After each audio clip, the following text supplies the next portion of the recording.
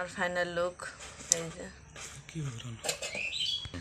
কিভাবে রান্না করলাম এই ভিডিওটি রেসিপি যদি দেখতে চান অবশ্যই আমার পুরো ভিডিও দেখে একটা লাইক আর একটা কমেন্ট করে যাবেন। অবশ্যই রান্নার রেসিপি পেয়ে যাবেন। সবাই ভালো থাকবেন।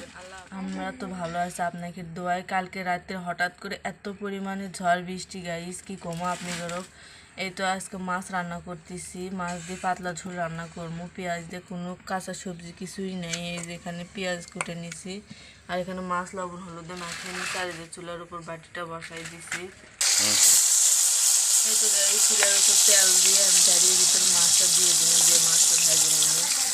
এই তো গাই আমি মাছটা উল্টে দিচ্ছি, আমার মাছটা প্রায় ভাজা হয়ে গেছে। আমি ওই মাছটা তুলে নিব। আপনাদের কোন কোন জেলায় ঝড় বৃষ্টি হয়েছে? আমাদের বগুড়া জেলায় অনেক ঝড় বৃষ্টি হয়েছে। আমাদের বগুড়া জেলায় কয়েকদিন পর ঝড় বৃষ্টি হয়। আপনাদের কোন কোন জেলায় ঝড় বৃষ্টি হয়েছে অবশ্যই কমেন্টে বলে যাবেন ভাইয়া বোনেরা। এই তো গাইস মাছ ভাজা তুলে নিয়ে তার ভিতরে এই যে পেঁয়াজটা দিয়ে দিচ্ছি। পেঁয়াজটা দিয়ে ভালো করে লাল লাল করে ভাজা নেবো।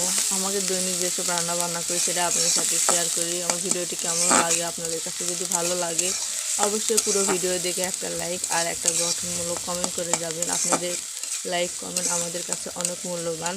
এই তো এখানে পেঁয়াজটা ভাজা ভাজা হতে থাকে। এই ফাঁকে পেঁয়াজটা ভাজতে দিয়ে যেখানে মশলা নিয়ে নিলাম, গুঁড়ো মরিচ হাফ চামচ, হলুদ হাফ চামচ, আদা রসুন বাটা 1 চামচ। এগুলো দিয়ে আমি রান্না করি প্রত্যেক দিন, সেগুলোই আপনার সাথে শেয়ার করি। এই যে এগুলো মশলা আমি পেঁয়াজটা ভাজা হয়ে গেছে প্রায় আমার।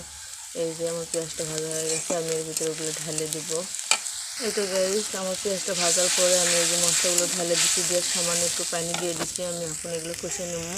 এই যে দেখেন এই যে এগুলো দিয়ে জাল দেই, এই যে চুলাই এগুলো দিয়ে জাল দিতেছি আর আপনার সাথে হাত দিয়ে এক হাতে ভিডিও করতেছি। কত কষ্ট করে ভিডিও করি শুধু একমাত্র আমি জানি। এই যে আর সাথে ধরে আছি আর সাথে নাড়াচাড়া করতেছি। এই যে ঢাকনাটা ঢেকে দেবো, এখন ঢেকে দিলাম। এই দেখেন হাত দিয়ে দেখেন জাল ফেলতেছি আমি। এই যে দেখেন এত গাইস আমি ঢাকনাটা আলো করে নিয়ে যে কয়েকটা কাঁচা বলটা দিয়ে কিছুক্ষণ জাল করে নিলেই আমার হয়ে যাবে ঝটপট আমাদের সকালের মাছের ঝোল রান্না। ঢাকনাটা ঢেকে দিলাম।